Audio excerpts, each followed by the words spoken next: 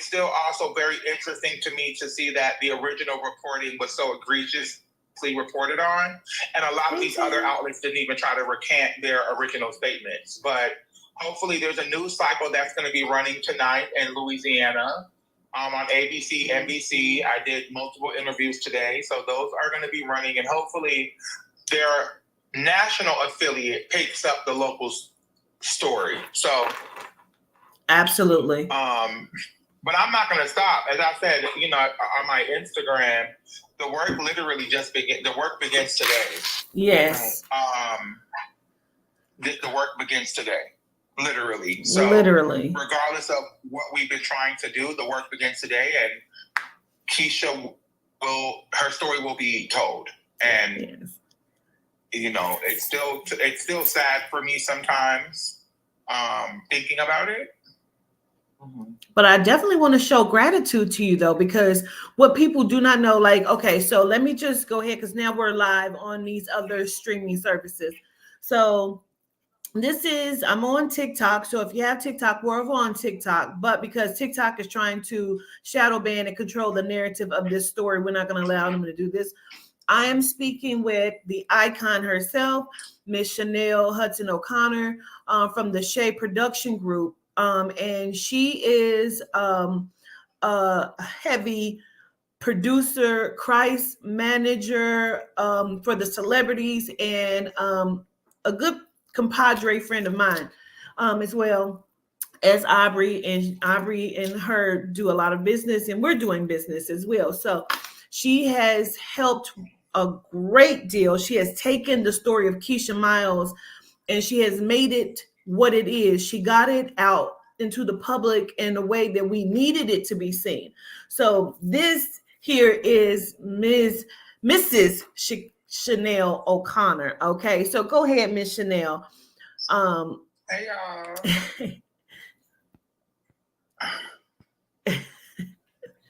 I'm not like a live girl. I used to be a Facebook girl, but I'm just like, where do I look? Where do I look? Where do I go?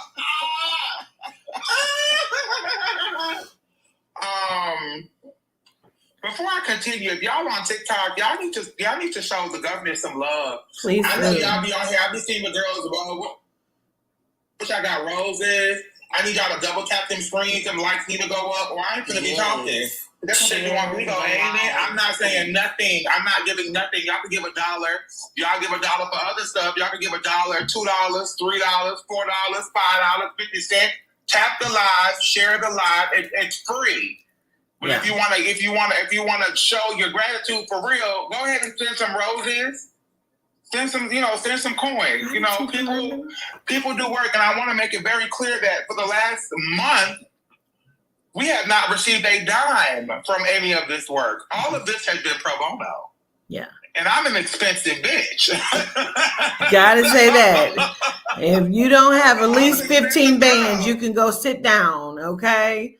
Absolutely. I'm serious. And listen, I know what I'm doing, but I want y'all to support and I want y'all to share. If they don't know, gifts, please send y'all gifts. Let's kind of go into, if we can, if you don't mind. Chanel used to be a heavy PR rep for some of the biggest celebrities in the world. And this is what she's done for a decade plus. So talk about it, Miss Chanel. Well, I got my start in 2011, 2012. I started working with independent artists in like 2011. When I was at Morehouse College, I made headline news, and I'm not going to talk about the story because ears are listening. But when I was at Morehouse, there was a story. If you go on Google and type in the Migos of Morehouse, you'll see the story. I was featured in the story. And that right there for me became my gateway into the world of public relations. So fast forwarding, I got my first big career job at a prominent agency in Atlanta. And within the first year, I was doing publicity for Tyler Perry, Oprah Winfrey, movies like Fruitvale Station, The Butler. I did The Have Nots, Love Thy Neighbor, If Loving You Is Wrong. I worked on The Avengers. What else? The Braxtons, Ayala Van. I was literally all the popular shows that were on. I was managing publicity for. And it was a great run. I did that for a long time. And I eventually branched off and did my own agency, which was a non-competing agency, because I don't like the art of competition. Good night, baby. I don't like the art. Make sure you brush your teeth. I don't like the art of competition. I don't like competing with other people in my career field. And I just knew I had a special gift. And that's how it kind of got started. And then from there, I worked. So when I first started my career, I've always been a problem solver, right? I didn't know it was called a fixer or a crisis manager back then. But when I first started, I was getting paid to hide a lot of secrets for a lot of big celebrities. A lot of them. And I'm not going to go into detail. It's not an expose. And then y'all start dropping some lying and stuff. If you put a line in the chat, I don't know. Nah, that's $400. I'm just okay, conspiracy. Right. So I just started to work in that capacity, and I didn't realize what I was doing, but people trusted me because they just trusted me. Like, okay, Chanel's not gonna be messy. Even to this day, you're never gonna see me make a statement in the public about any client that has ever done me wrong. That's just not my vibe. Yeah. One day when I'm old and gray and I am, in a nursing home, maybe I'll write a book and reveal some things that I know. But for the most part, it's just about keeping things locked in. And I started to be around so many famous celebrities that I just became numb to the idea of what they needed help with, because it was like, are you that reckless? So it's kind of like, oh, okay, same routine, put your foot in your shoe, go kind of same routine of how it kind of moves about. And once I started my own agency, that's when I saw the power of my advocacy. And that's when like everybody and their mama was just trying to, you have women that came to me, my husband is gay, I need your help so the secret won't get out. You had NBA basketball players, wives, reaching out to me knowing that their husband cheated on them, and all they wanted was the girl to not have the baby because for morality clauses and stuff. So you had a lot of people that was truly trying to like get in with me, and I'm not a good multitasker, right? So if I'm doing two things at one time, I'm gonna get sidetracked. So that's what kind of opened up the door to me kind of being like a well-known fixer in my world while still maintaining a professional career in entertainment and public relations. Right. And then I believe it was 2016. That was my first year doing the Emmys, the Oscars, the Grammys, the ESPYs, all the big award shows in LA. And that's when I realized that I had a greater gift. And I wanted to tell stories and I wanted to do TV production. So fast forward 4 years after my first time at the Emmys, I ended up working with an Emmy Award-winning group of producers on a little documentary. It's not little, but I'm being humble. A little documentary on Peacock. I was the executive producer for the Casey Anthony story. Casey Anthony did her first ever on-camera interview. It ended up airing on Peacock. It's still one of Peacock's #1 true crime documentaries. I'm very proud of that. And so I started there in 2020. It came out in 2022. And then from there, I have just been tirelessly working on developing new shows. And I have a great agent team in LA right now that are, super dope. I have a great development team home. I have an agent team. So that's kind of how it just kind of tumbled. So in 2020, I pivoted from my career after the pandemic because there's two types of publicists that you'll meet in your life. You'll meet one that really cares and that has a long-term strategy, and you'll meet another one who doesn't care but have a short-term strategy. I'm a long-term strategist.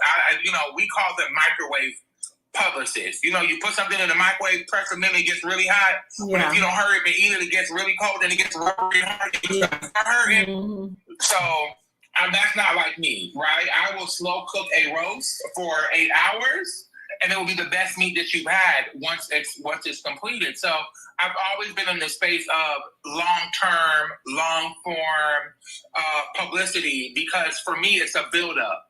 It's not a shock unless you have stories like this. It's a build-up. So I took a minute to just kind of build up. But then a lot of these new publicists started coming in, and I was like, oh, I'm not a microwave publicist. I started from the grassroots at my desk, 16 hours a day, cold calling people, cold emailing people, following up every 2 hours if they didn't respond to me for 2 hours, getting into work at 6 o'clock in the morning, making sure that all the press had the stories before 8 so that they could publish it. This is back when Nicole Bishy was a thing. This is back when media takeout was a thing. This is back when you had to go to www.whatever.com to get your daily news. Now it's on Instagram. People got so many satire pages. You don't know what's real and what's not. You know what I'm saying? Right. So it kind of became like apparent to me that there's a shift. And there's a new group of publicists coming in, and they like microwave results. And I'm not a microwave type of girl. I like tender. I'm tender. Okay, I'm not tough. I'm tender. Yeah. Okay. Yeah. So after that, it was kind of like, okay, well, I'm doing my first documentary. What are you gonna do? And honestly, I've always had, since I was little, they've always prophesied over my life. Pastors, different people. I grew up in the church, pastor's kid. I'm not 100% sold on, actually, I'm not even 1% sold on the church. I think church is only good for praise and worship now. So I like the gospel music, but growing up, I've always used to have people tell me I have a gift and prophesied all the different things. I didn't understand what the gift was.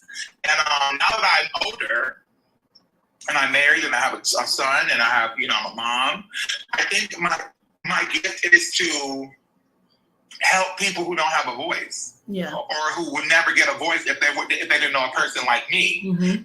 People come to TikTok all day with real stories, but they don't get picked up past TikTok.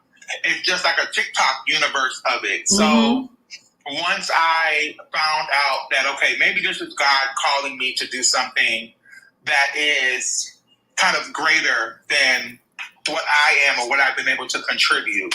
And that's when and Albert can tell you, y'all, I have imposter syndrome. If you met me on the street, you would think that I was just a normal ass person. In my life, I've always felt like I didn't do anything, right? I can sit here and tell you all my accolades, but I didn't do shit.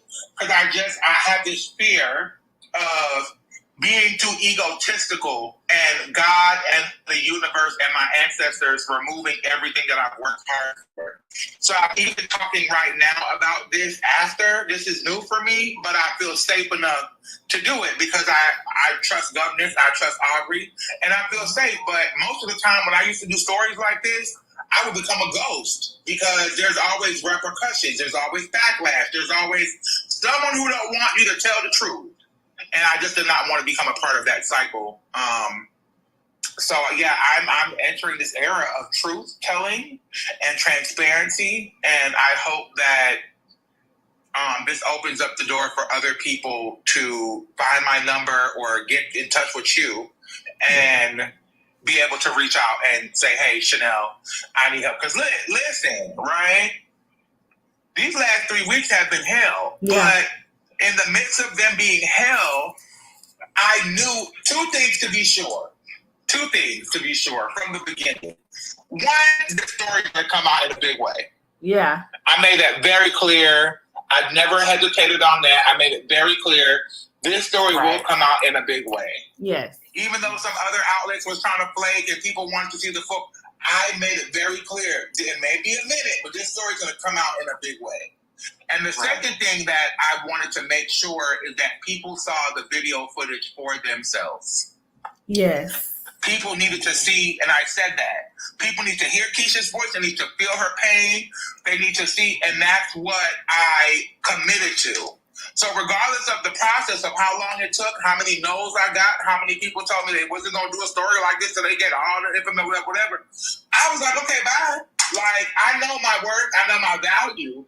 And my imposter syndrome is still there, but I have people in my life that constantly remind me every single day, who I am, what I'm capable of. And that does a lot for me. So standing in my truth, even in this story, I was able to tell myself, I am going to make sure that this lady's story is told in a way that is going to piss off every single person who was trying to hide the truth. Yeah.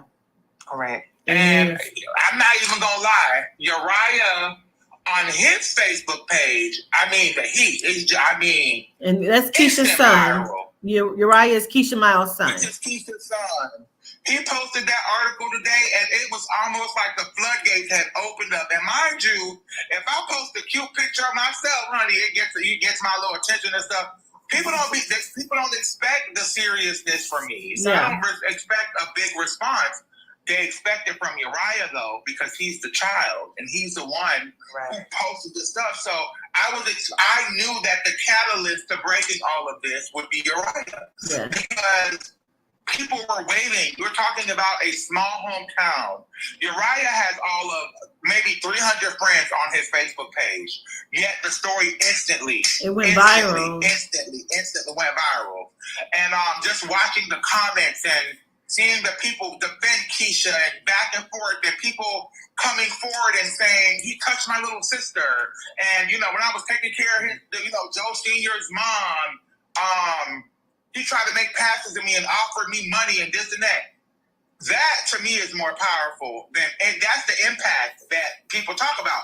Well, where does the impact come from? It doesn't come from the media. They're doing their job, okay? Yeah. Their job is to make stories so that people could click on it for their own advertising value, right? Yes. Our job is to create impact from the story. So when Uriah posted it, it took off. And I expected it to take off because it's a personal story to him. So when people oftentimes say, like, well, it didn't get enough attention, it actually did.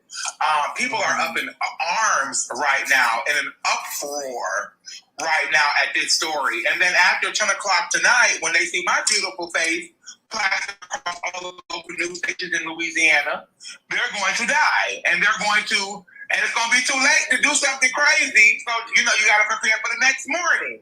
There's going to be something the next morning. So, having gone through this so many times before, it's almost like this means the most to me. So it means the most to me. I came on this team I did not ask for a dime. No. I asked for $1.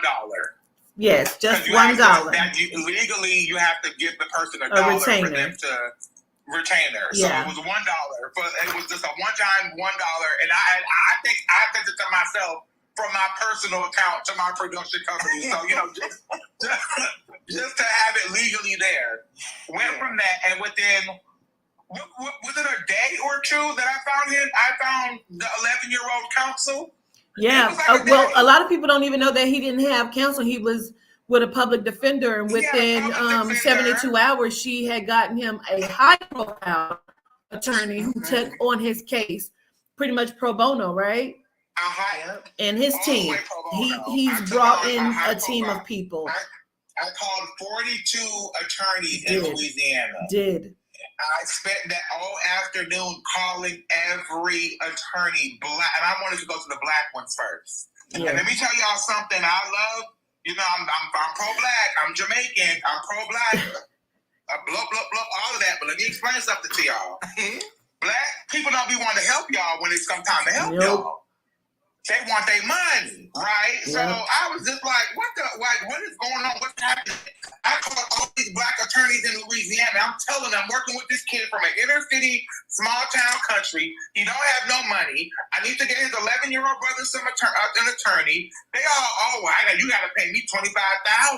You got to pay me $15,000. I need $5,000. And I'm like, I'm telling you, this case can help your career. I will make sure this case helps stamp your career. And I'm thinking that this is a big case for a small town like Louisiana. So I'm thinking in my brain, this is going to be something big for any attorney because it's going to help them maneuver through their own career because they go on to the next case. But people will be calling you down 10 years down the line because of what you did for this 11-year-old and his family. Finally, the last person I called was a lovely man. He was not black. No. Thank y'all for the gifts. Oh, yes, gratitude, y'all. Gratitude. Y'all been sending gifts. Gratitude. Thank y'all so much. I appreciate it. Yes. Because, you know, over there on Bigo, they be begging for beans. Honey, they don't tell no stories for no beans, and this ain't even my life, but I need Miss Governor to get all the coins. So all the coins need to be sent. All the coins. Period. Gratitude. Because spirit is not free. Okay? Spirit is not free. It's not. It's not. Y'all think it is because she has a gift, but it's not. It's not. Y'all don't get it. Y'all don't understand. So yes, keep it like. Make sure y'all keep tapping that screen. Make sure y'all keep sending them the monies and stuff. I don't even know if I'm doing it right, governors, but I see them doing it on Beagle all the time. You're doing good, Chanel. You're doing good. I've always wanted to do that. Send me my beads. I've always wanted to do that. I was like a little kid in the candy store. So the last attorney I called, he wasn't black.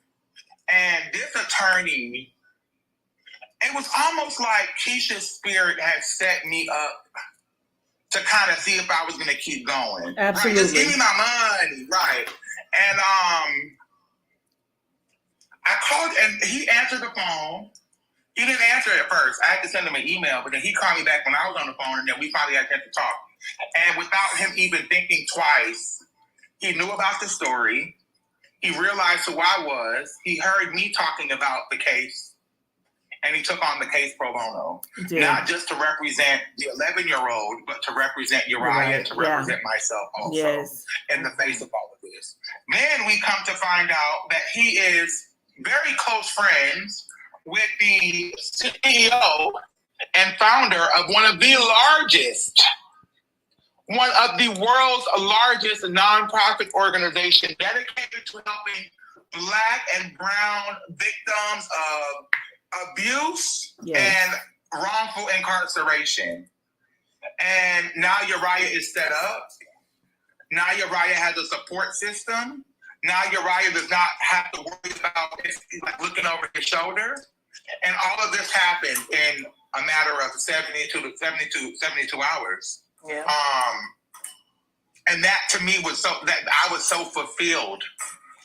I was also shocked that more people did not give to his GoFundMe when I've seen people give more money for less tragic crimes. Yes, you know what I'm saying? Absolutely. That part was a little bit shocking to me, but it's also like, I love my white people, but when a white person dies and it's a single murder, they get hundreds of thousands of dollars. This is a 17-year-old who did his GoFundMe, and that, that blew my mind. But that gave me a sense of completion. It gave me a sense of purpose when all of that stuff was able to happen. And now Uriah is good, he's safe, he's comfortable. Yeah. And that makes me happy for that. Now, as it pertains to Joe Sr., I want him to rot. Yes. I want him to burn for eternity. Mm-hmm. And I don't have no vendetta against this man. I never met this man a day in my life. But when I watched the video footage, I realized that I'm a coward compared to Keisha. Not a coward in that regard, because I've been through my own struggles and my own journeys. But I didn't even have the courage to approach my father. I wasn't sexually abused. I was physically abused for years by my father. And I didn't even have the courage to confront him in the way that Keisha confronted her daddy on that tape. Right. And it just made me say to myself, like, what are you scared of? Like, what are you afraid of? What are they going to do to you? Nothing could be done to you. It's already been done. What can they do? They can't tarnish your name. Good luck. You know what I'm saying? I've been in the media attached to murder. If you go Google my name, you see my name pop up next to murder cases and stuff. So it's like, you know what I'm saying? What can you take? So at this point, I'm all in, and I will not stop until the entire universe knows who Kesha Miles and her story is. I won't stop. And that's a promise. Yes. Mm-hmm. Yes. You've done an amazing job with this. So the People magazine story came out, and now you have 3 news outlets tonight that is airing an interview with you. Yeah, so when a news story breaks, there is what they call recoil. And a lot of times what the recoil is, people want you to comment on the news story because it's not a live story. It's not a local news story. It's People Magazine. People Magazine is the Bible of exclusives. So if People Magazine drops a story, that is more impactful than a CNN, a ABC, all of that, because they are multi-versed in print. They're one of the only magazines that still sell millions of copies off the newsstand, and they call that the Bible of exclusives. So I knew I wanted to go to a big station, but when you go to a big station, the story gets lost in the clickbait. Yeah. And I didn't want that for this story. So People Magazine did a very good job. Yes, they did. At going right to what we geared them to go towards. It wasn't overly reached. It wasn't too much. It was just right to the point. And that's kind of what you want. So my role is, and after that, I go to the client and say, hey, do you want to speak? And sometimes the client will say, no, you can speak for me. And what I have to do is I have to now go and get cute. And I have to sit in front of, big lights like what I'm in now. And I have to respond to the allegations that have come out in the People Magazine reporting, because everyone's going to be reporting on it. So, And I wasn't going to have my client, which is a 17-year-old, actually go out and still talk. We need to protect him. And he just lost his mom. So he's not, sometimes when I'm on the call with him and doing like other calls, you could tell he's afraid. He's just like, I don't know, like you could tell. So I'm like, So when it comes to me, I could be a voice for my client and I could be a voice for Keisha. And that's what I gave earlier when they called. I was like, they asked me a lot of questions, like, how could you not give this footage to the police department? How could the police department not know the footage existed? Correct. Absolutely. Why y'all not doing your job? Correct. I don't represent the police department, okay? I represent the child of a woman who was murdered, okay? Yes. And I represent the truth. So I'm sorry that I couldn't cooperate with the police department, but the police department was not cooperating with us. So my job was to represent the truth. And I love when people say, oh, there is more. You guys don't know half of there's what y'all more. Think y'all know. Yeah, there's more. What did you think though when you what did you think when you saw the video of Uriah at the vigil when he stood up and said, why is no one, saying anything about my mom? In my mind, I wish I was there, because someone older than him needed to have said that. Like an elder or a grandmother, an auntie, or, a cousin that was older. He's 17. Yeah. So it showed me two things. One, it showed me how incredibly mature and wise he is for his age. For him to have the wherewithal to do that. And then for him to listen to myself and you and Aubrey advise him on not going there to lose his shit. Right. Remember, he was going there to lose his shit. Yeah, he was. I'm like, please don't do that. He was going there to go off on everybody. Yeah. Mm-hmm. And I said, no, you're right. And he listened to us. So that, and my number one thing when I'm working with people is don't lie to me. Mm-hmm. And always be truthful. You know what I'm saying? Mm-hmm. Don't lie to me and always be truthful. So he listened, and I was like, okay, he got brownie points for me right there. If he would have went to the opposite, I would have said, Miss Between up. You know what I'm saying? Girl, this give me heart palpitations. But he listened, and I was like, okay, I respect that so much. Thank you. He's Gratitude been for so that. Patient. He has. Throughout this whole process.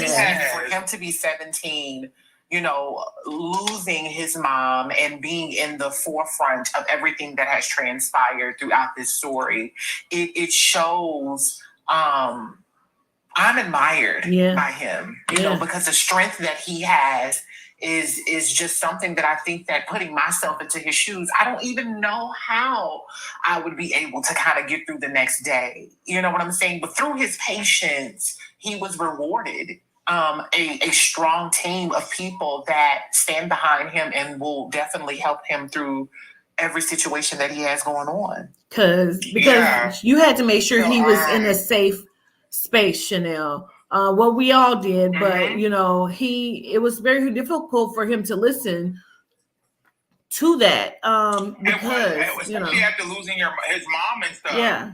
You know, it was kind of like, oh my God. So that was one thing that I loved about Uriah. The second thing was I'm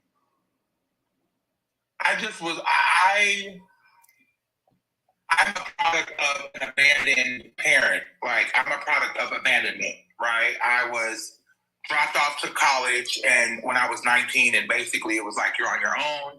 Before that, I lived in New York for 2 years by myself. At 16, you're on your own. And then I have not had a relationship with my parents and my brothers and my family in well over a decade plus. So I know what it feels like to spend Christmases alone and Thanksgivings alone and Easters. And I know what it feels like. And the one thing that I said when I saw him go up there is, where's his village? Right. Like, where are the people that would step in, godparents, a father, a grandmother, or someone? I'm here. Huh? I said me. I'm here. Well, I mean, like, in the hometown of, this is where I grew up. You know what I'm saying? My cousin that lived around the corner. And I was like, where's the damn village? So, and then another thing that really pissed me off and what kind of fueled me even more is that typical church shit. Whenever you're talking about something controversial and the elder in the church tries to cut you off and tries to tell you to use prayer to handle it. I don't want no prayer. I want vengeance from my mama. Yeah. And when y'all gonna have the offering plate come to the front and collect the offering to bury my mother? So that triggered me in a lot of different ways, and that's when I was like, okay, bitch, let's sit there and begin. Yeah. And then I got a rejection from a national news outlet. And that also triggered me. Yeah. You did. And don't get me wrong, like, people think it's easy breezy. I was rejected. And I had multiple places to put this story, but the one place I wanted to go originally, it wasn't meant for it to go there. I was rejected. And I wasn't rejected because they were being selfish. Didn't have, like, enough meat. They wanted more from me. They were being selfish. No. They wanted more than I was offering, and I refused to give away Keisha's story just for someone else's clickbait. So I said, oh, hell no. So where does the story go? I called the meeting, and where does it go now? What do you do now? Where are you going now with it? What happens now? This was a fun time. It's good time. Good time. Hey,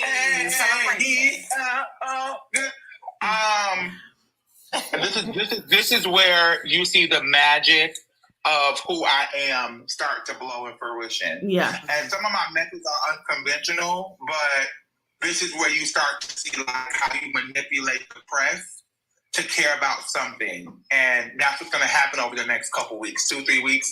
When the story drops, and it's not first thing in the morning. When I say first thing, I mean like 6 o'clock in the morning. You always want to be on that first press wave because you know it could kind of come out. It could kind of come out in a wave for the morning. This story didn't come out that way. So what's happening is People Magazine, they always go off of the algorithm. So they put the story out, and then they see what the response is. And then the next morning, in the beginning of the news cycle, they start channeling out all the stuff. So with People Magazine doing a big one, probably over midnight, to basically shaming the police department and the mayor's office, because we're not going to forget that mother effer said that Uriah's little brother, an 11-year-old, looks like somebody who would commit a crime like this. Yes, he did. An 11-year-old. The police department, yeah. So this is where the fun happens. This is where other people jump in. I did, get in touch with Benjamin Crump's office. They did agree to have a statement or have Ben Crump report on it once they got the clearance of the story. So once the story clears and people start picking it up, then you'll see the traction. But for the most part, I'm always waiting to see who is actually going to retract their original reporting to come out with the follow-up story. Right. So I have a list of, I've been writing down all the outlets that originally reported the story, and I have been monitoring my Google alerts, monitoring all of their outlets to see if anyone is going to write a redacted or a retractable story combating their original story that they put out. And then those that don't, then they become my target. So all the places that didn't write the story, they become a target of mine, and I hold them accountable to report the truth. That's it. I don't know why they're trying to make me do a puzzle saying that my live is going to end in 4 minutes if I don't do this puzzle. What is this? I've never had this happen. What does this mean? Okay, I did it. Okay, I did it. I did the puzzle. What the fuck? Better than me. This is why I'm going live, honey. I did it. Live, I need to beg. Where are my beans? Where are yes, my tap the Where screen. Tap the screen so they'll know that we are here so we can move the algorithm. Everybody, gratitude to everyone that's over here on the other live stream that's kind of just listening. And every time I kind of flash the screen and you can see who we're speaking to, that is the icon herself. That is Miss Chanel O'Connor.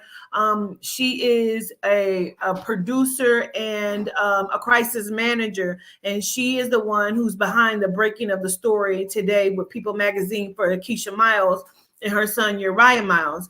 I went to her, and I went to Aubrey and her, and I'm like, listen, we need to get this story out. She did her big one. The big one was done today, and that's just the tip of the iceberg. It's just the beginning.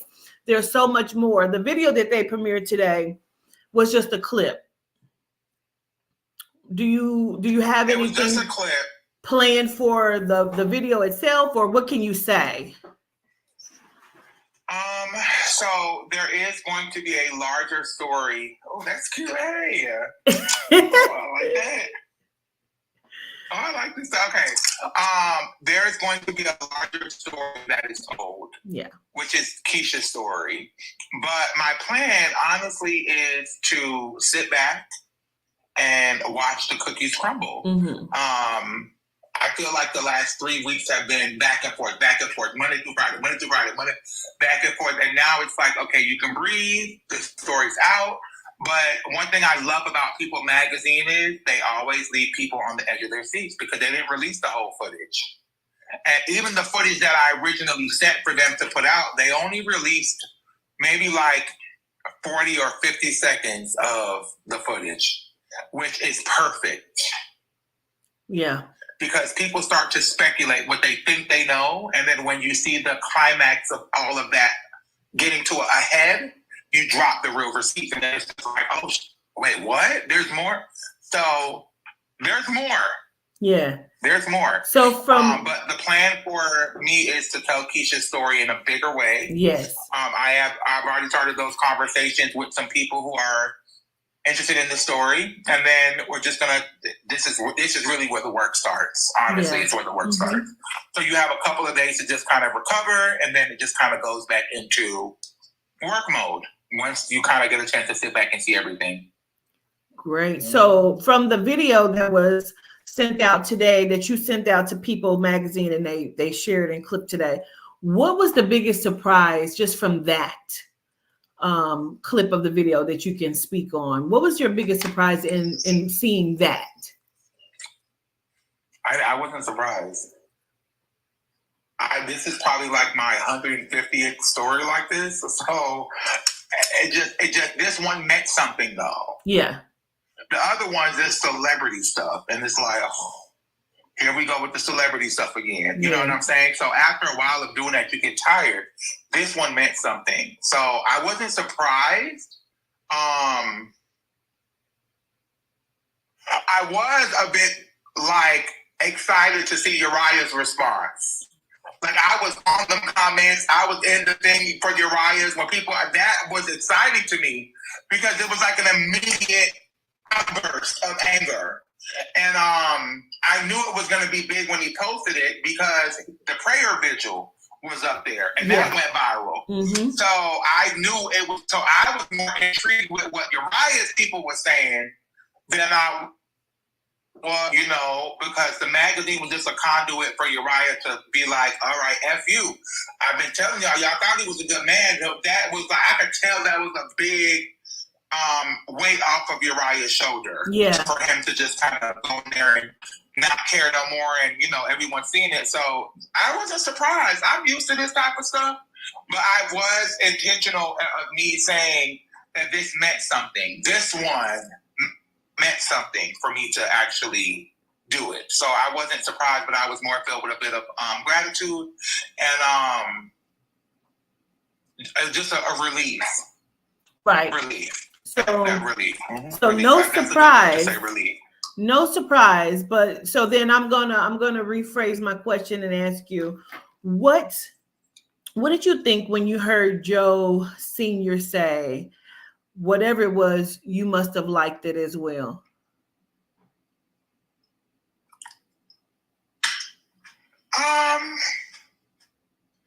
Listen, I've always remained objective in storytelling because there's two sides to every story. I know Keisha had her imperfect balance of herself, but she was on her process.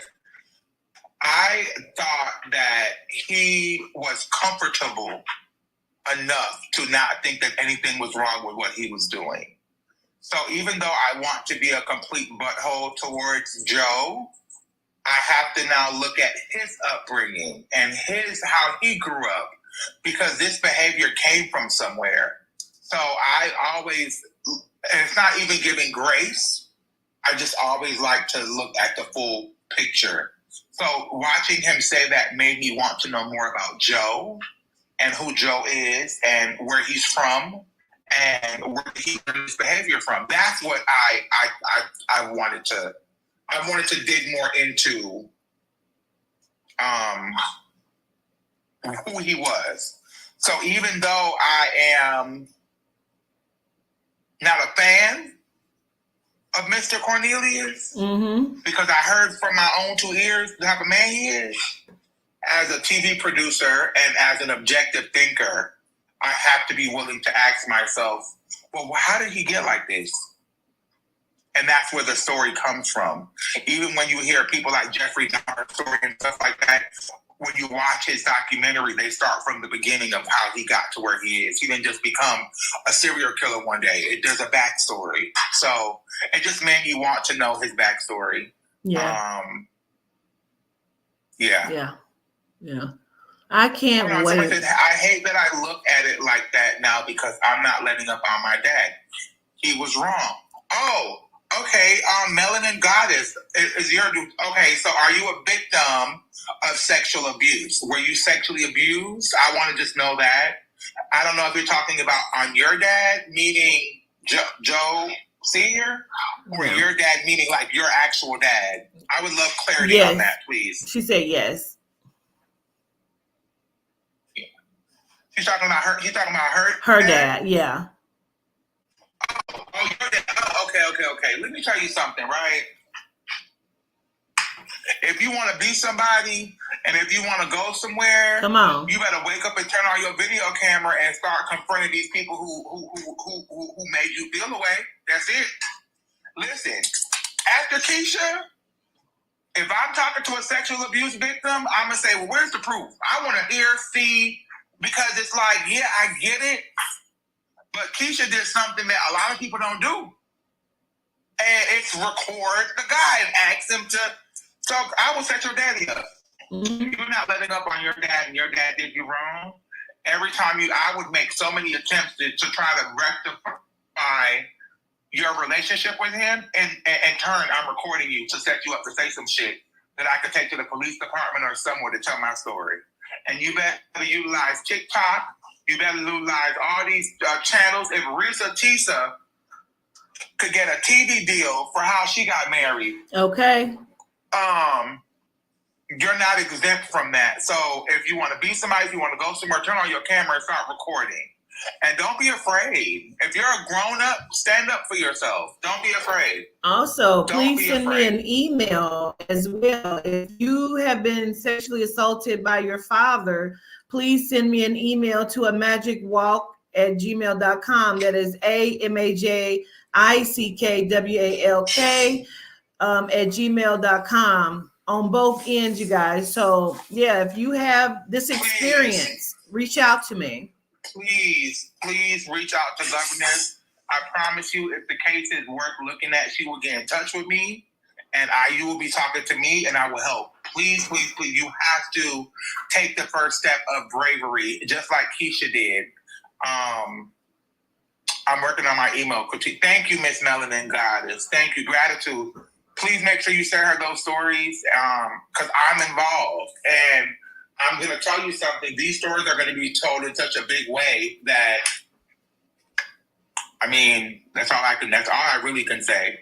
Someone said that there's going to be a documentary. You just have to kind of stay tuned. I can't really talk too much about what's happening, but there is going to be a larger story that's told on Keisha's behalf. I don't want to go into detail about what that larger story is, but there will be a bigger story that's told to talk about her story. Listen, if I've learned anything from Chanel, I have learned to move in silence, honey.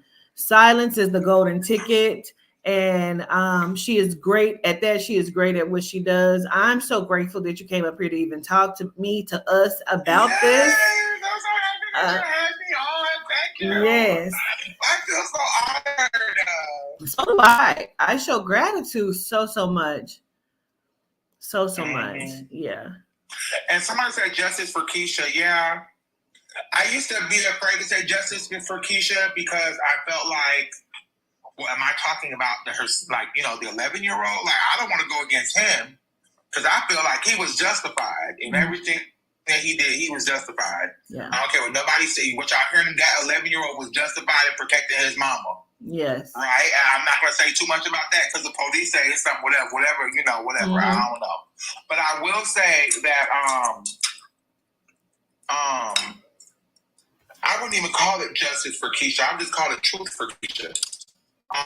Because I feel like her justice is in her voice, and her voice is in that recording. And if it was not for her 17-year-old son hacking into that iCloud and giving us the rights to that footage, it would kind of be like, oh well, that's not true. Or you know what I'm saying? That would kind of be that vibe. Keisha at one point went down to the police station to file a report. Yes. I'm not going to say who she was with because I don't want to get involved with that. Yeah. And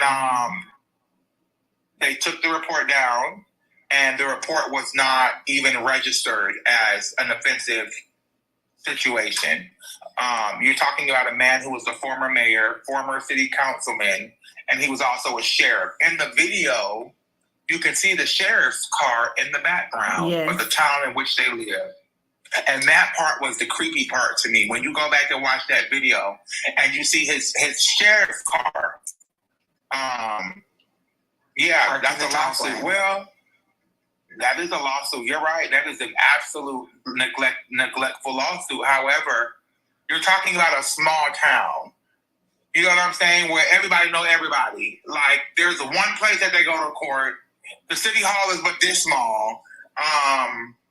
So hopefully that is a lawsuit. But for the meantime, a lot of people dropped the ball with this story. A lot of people dropped the ball. And they were just so quick to report an 11-year-old confessing to the double homicide. Did he confess, or was he pressured into confessing? Right. We don't know this stuff. Did he mention anything about Joe Sr., or are we just speculating? You know what I'm saying? Because these are all things that we've been trying to figure out, and it just doesn't make any sense for an 11-year-old to go in and not tell the truth about what he knew about his mama. Yeah. Remember, Keisha was a woman who told her children, do not let your grandfather around your little sister. Yes. And when even Uriah expressed to me one time he did that, and Keisha lost her shit on Uriah because she was adamant about not allowing that man around her children. You know what I'm saying? So you have to look at stuff like that, and the fact that the police department didn't even try, to redact the story. It was just like, really? Right. Like that part was like, okay, I see what type of game they're playing. And I could play the same game too. Yes. This is, and I love playing with the police. This has grown so many legs. And Kesha Miles she started off as my client, and then we became like friends. That was my homie. And that's how I grown to know her son as well. And I've sent him money for his birthday, and anytime something was happening that was not correct, they were on my phone, like, governess, Miss Q, like, what's going on? You know what I mean? And so I've helped them in so many different ways. And someone asked me if I'm the lady that does speak to the spirits. Yes, I am. And so from that's how I grew to know this family. And so I'm just so grateful for Chanel and for Aubrey for moving in this way for us, for them, because not many people would do it. You know what I mean? Like she said, Chanel has helped the 11-year-old retain counsel, pro bono. And it's not just some small, like, it's not just some small little law firm that, you know what I'm saying, is not going to do their job. She retains top legal defense attorneys in the state of Louisiana. Absolutely. And the co-counsel is the founder of the organization that brought an end to the harsh living conditions of previous juvenile facilities. So I really want to talk to you about that, because I realized what you said earlier, that they work on special kind of cases. I would definitely like to be put in contact or talk to you about a situation. We already set that up. Listen, when I say that the iconic agency is going to be like a version of Olivia Pope and Associates, I mean that. Yeah, somebody called you Olivia Pope in the chat. They always be saying Olivia Pope. I wanted to say this. I forgot what my train of thought was, but I forgot what I was. Damn it, man! Oh, somebody said if this story gets national notoriety, it will change the trajectory of the case. My love, People Magazine has over 31 million international followers, right? They have over 3 million people per minute on their website watching the story. If you go on people.com, it's their main story. Yeah. So this is national notoriety. This is what national notoriety looks like. Now, is this going to be a story that's picked up by all the major outlets? No. Why? Simply because it's not a shock.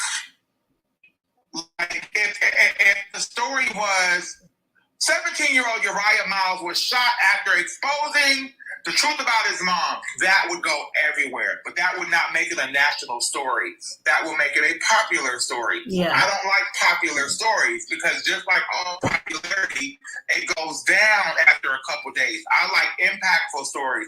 I don't care if People Magazine was the only place to pick this up. It's going to live in infamy on People Magazine, which is one of the most powerful national sites in the world.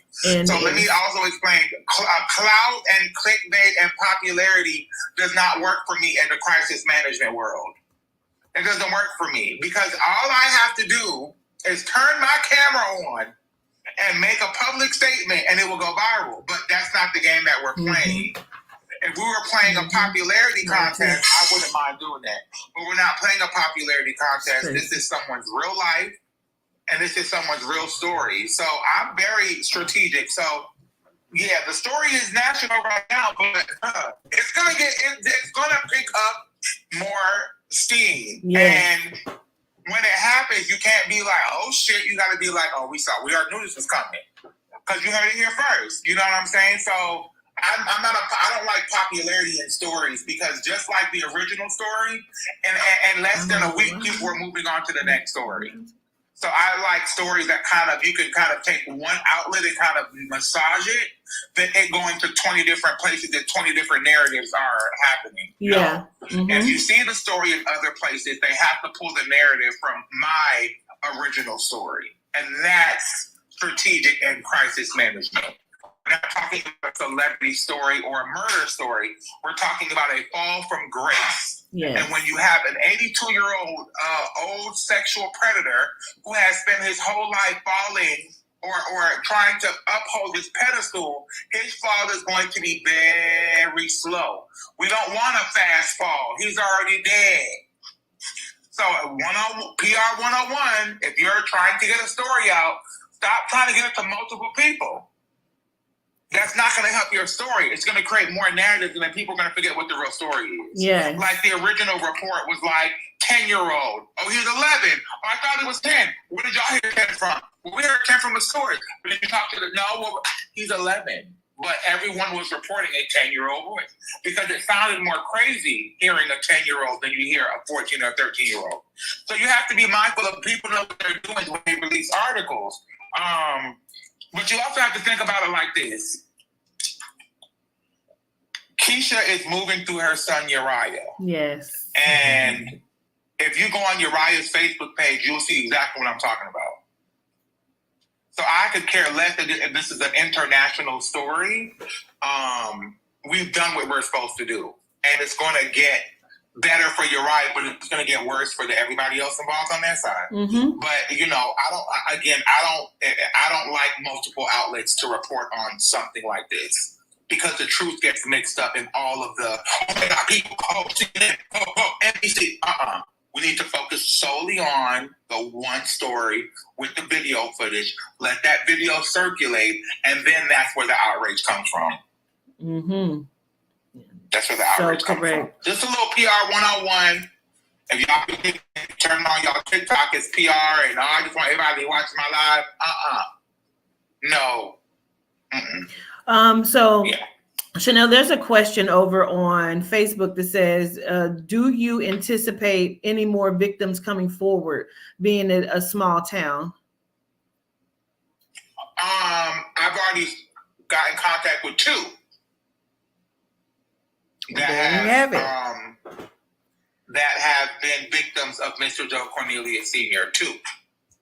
There's more, but as far as who I've made contact with, it's been two. Yeah. So that's quite interesting. And there's so much. Because I myself, via the spirit, I have spoken with Kesha Miles and I have spoken with Joe Cornelius Sr., both. And so, in which we recorded those sessions as well. So there's so much that's going on here. And I'm gonna sit back and just watch all of this shit unfold. Like I'm Kim Porter. You hear me?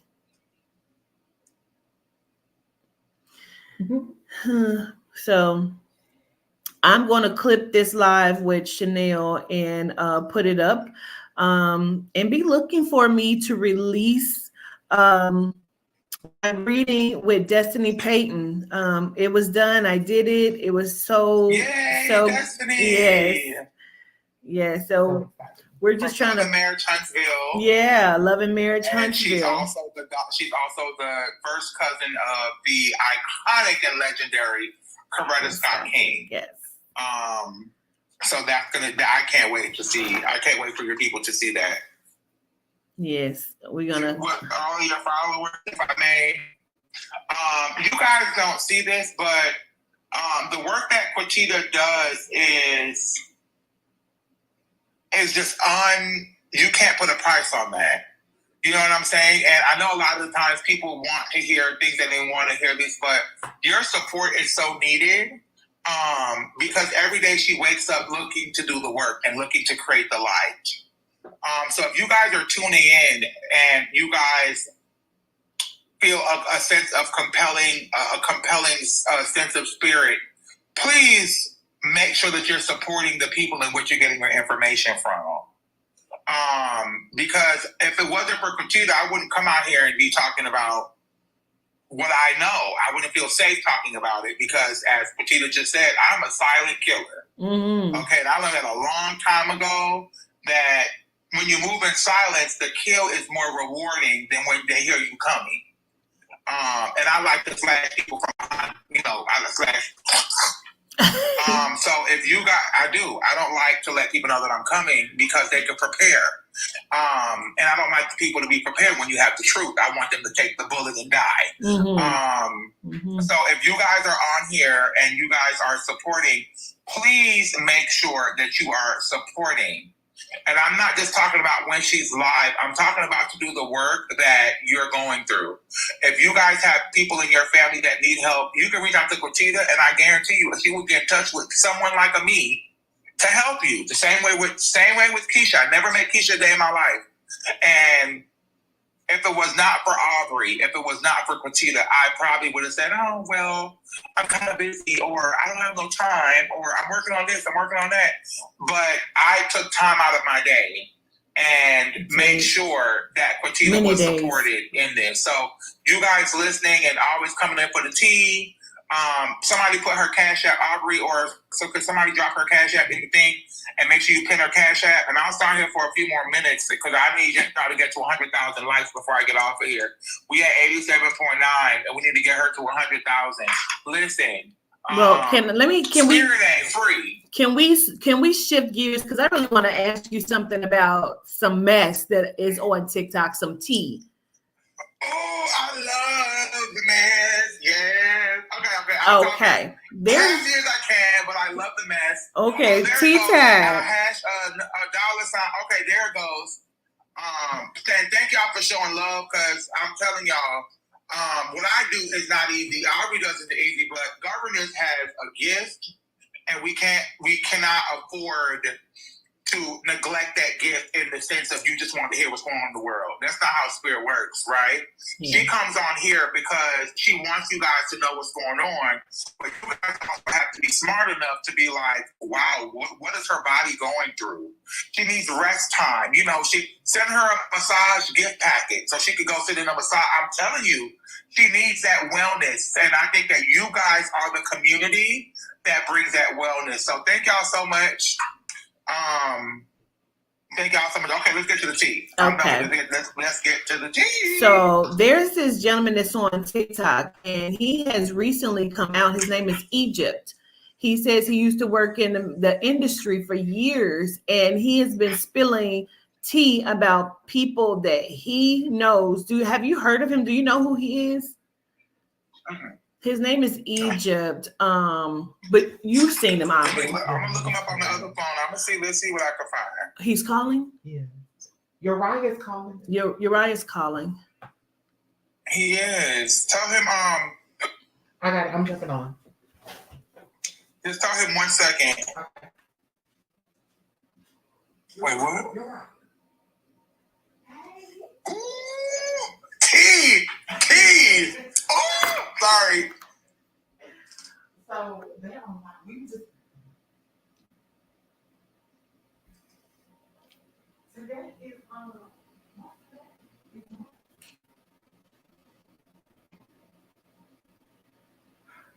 B-Dot, because they're shadow banning me. Oh man! Oh, Quintita, you gonna have a cow and a cow and a cow. I can see that. That's girl. Oh, is this something? Okay. Yeah, he in the group. All right, let me look up Egypt. Where do I go to see this stuff about Egypt? Because I want to see so we could talk about it. Yeah. We have 96,000 likes. Y'all keep tapping the screen. Get us to 100,000, please. And thank you. Yes, please and thank you. Gratitude. I feel so empowered because I be watching the people on Bigo, and I can't wait to be able to do that. So the fact that I'm able to do that on your live, it just does something to my spirit. Okay, Egypt. Egypt. Yeah, it's spelled just like Egypt. He's a black guy, Melanite. He has been spilling tea about who he knows, who's Yes. I think yes, that's him.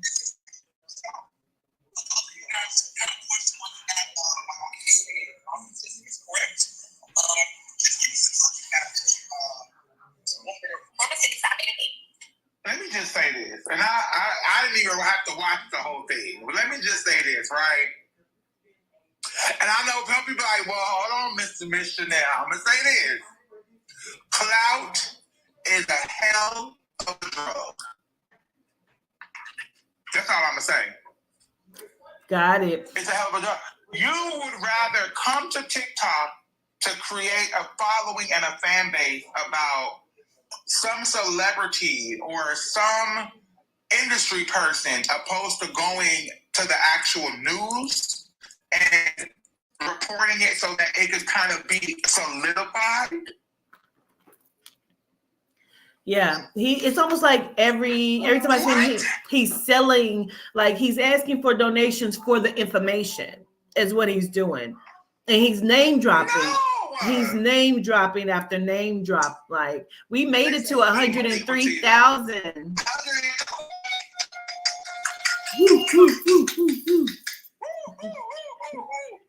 They could be shadow banning all they want, but them likes is liking. Them likes is liking. Gratitude. Them likes is liking. Thank y'all so much, y'all. Yes. Gratitude to you. Gratitude to you. Let me tell you something. I've been in this industry for a very long time. I've heard so many stories from people. People have reached out to me to help them. Or how do I get this out? The most truths in the stories the most truth that you will find in the stories that I've heard, the most truth that you will find in the stories that I've heard are ones who don't want to speak publicly. They want to speak privately, or they want money for information. And I have been on the opposite end of talking to an A-list celebrity and saying, hey, do you know so-and-so? Okay, well, I'm representing so-and-so, and they would like to have a conversation about information that they are wanting to put out. Immediately, they get offered a lot of money. Mm-hmm. Because that, just like with the Diddy case right now, a lot of people don't even know in my career that I'm representing people part of that indictment. That I've been working close to that Diddy, and I'm not going to talk about it any further than that. Yeah. Y'all know what I'm talking about, but I'm not going to talk about it any further than that. So all of the people that have come out are now settling with the other co-conspirators because they don't want to get themselves in trouble. So I do believe as of early today, I heard that over $300 million was paid out to people potentially a part of the Diddy case. 300 million. Well, I can't say it's going to do any good. My plan was to sit down with Kim Porter today, but I wanted to sit down with you. So I think I'm going to sit down with Kim Porter this weekend and look at some more stuff spiritually, because I feel like it's probably about that time. But the Egypt guy, he's been going down the rabbit hole of Paul Mooney and Richard Pryor and trans women and going to gay clubs and owning gay clubs. Like he's going down a whole rabbit hole there. But what value does that bring to Richard Pryor? He's dead. Again, and I saw one of the videos, he's tagging Usher, he's tagging all these different people. Listen, there's a reason why he's only reduced to going to a platform that he controls, and it's because he has no story. I'm so sorry. That's not how media works. I'm not saying like people like Jaguar Wright, right? Let's just use Jaguar Wright as an example.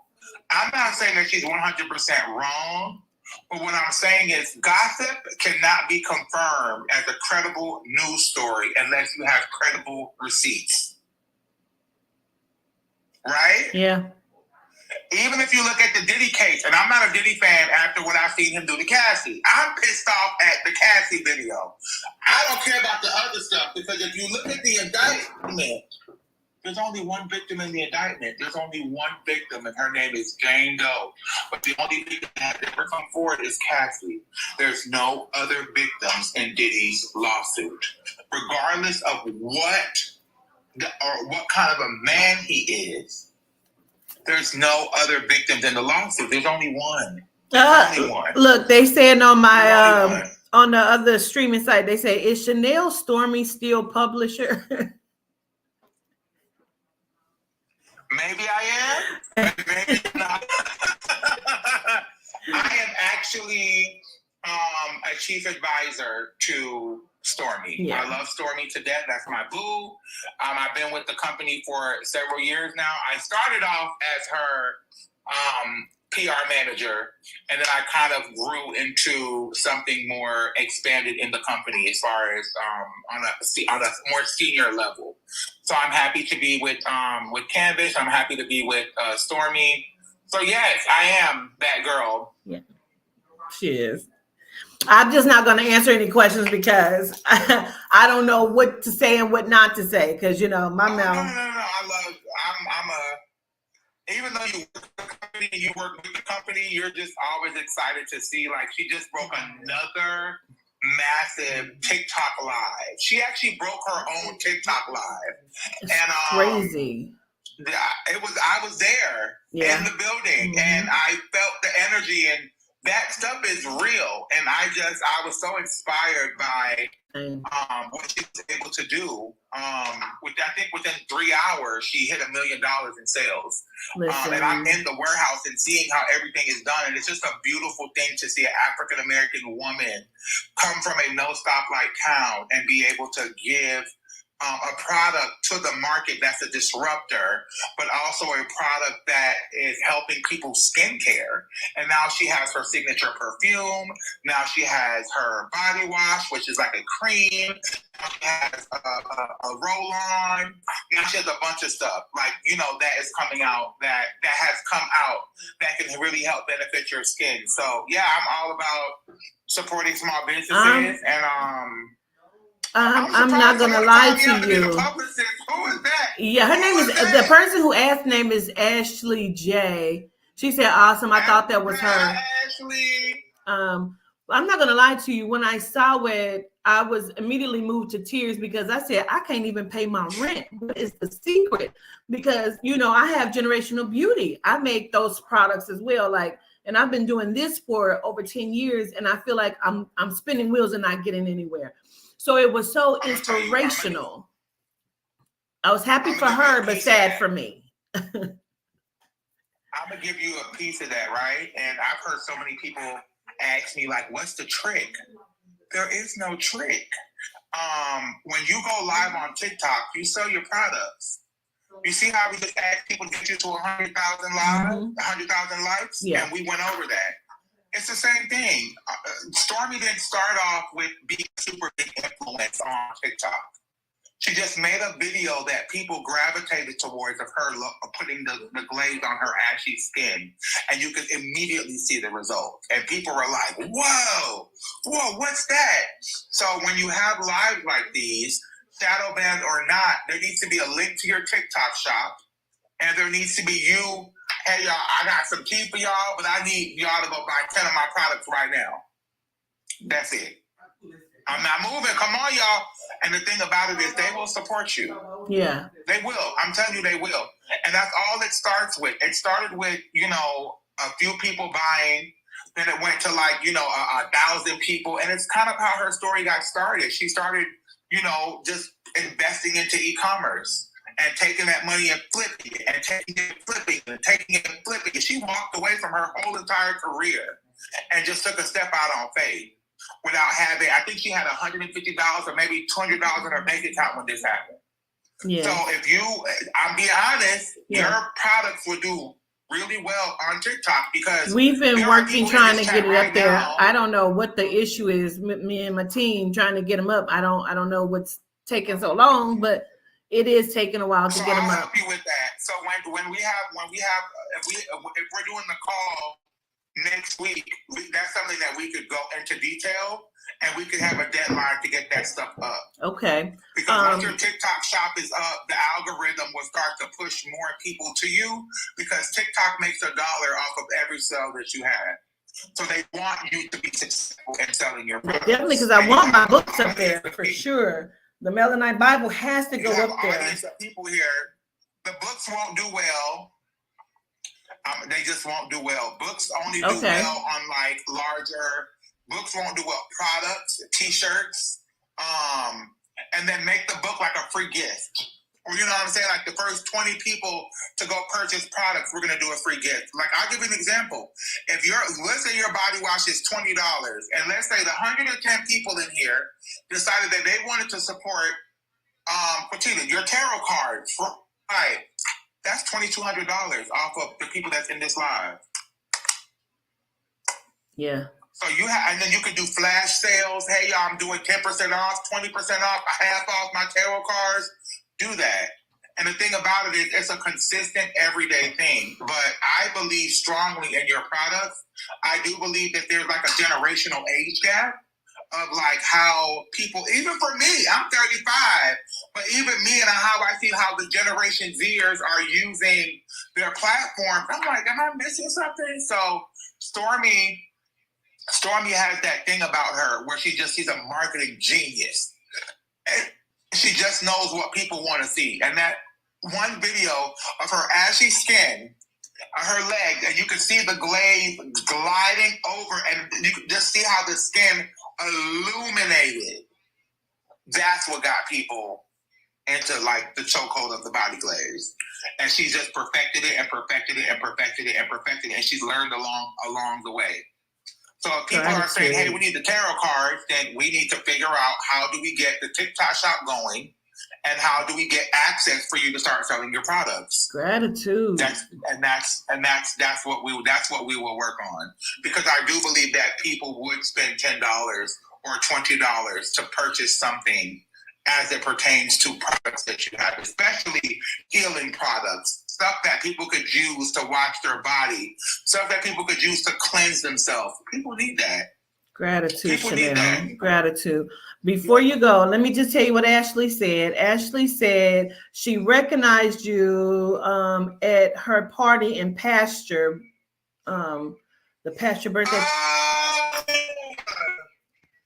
Yeah, I was on the mic. I had gotten the mayor of Huntsville, that's where Stormy's from, to write a letter for Stormy. And we did a surprise for her on stage where we presented her with the recognition, and then we played the song that she came out with. She has this song. It's such a beautiful song. So I was all up and through the party in the Pasture. We were actually in full production mode with the Oprah Winfrey Network also. They were filming, so there were like 20 cameras all around, and it was like over 1,000 people, and it was just a good time. So that's probably, I was on the stage dropping it like it's hot in my little business suit, because I was still in work mode. But toward the end of the night, I had a good time. Oh, that's so crazy that you was at the party in the pasture. Party in the pasture. Yeah, she said exactly. Well, gratitude, Chanel, for coming up. I love you so very much. I love you too. Y'all keep your eye on the icon. Y'all keep supporting my governess. She's out here doing good work. Gratitude. And she's not asking for nothing. And so y'all need to, if y'all gonna uphold y'all queen and pop in, you know what I'm saying, when the tea is hot, then make sure y'all take out y'all pocketbooks and put some money in the offering plate. Yeah. And that's all I'm gonna say. I love you guys. Make sure y'all follow me. Yes. I don't know what my TikTok is. It says the icon Chanel. Yeah, that's what it is. But it's the same thing on Instagram. Don't add me on Facebook if I don't know you like that. Because I'm not gonna. Instagram and TikTok, and I'm not even big on TikTok. It's more Instagram. But thank y'all, and thank you, governess. Gratitude for you for what you've done for Keisha, and thank you. Gratitude, just gratitude. Yeah. I love you. I love you back, and listen, we'll talk. All right, gratitude so much. All right, guys. All right, bye, y'all. Bye. Bye to the Facebook and YouTube. Gratitude for popping up and seeing what we was talking about. I love you to life. I'll be seeing y'all soon. Solitude.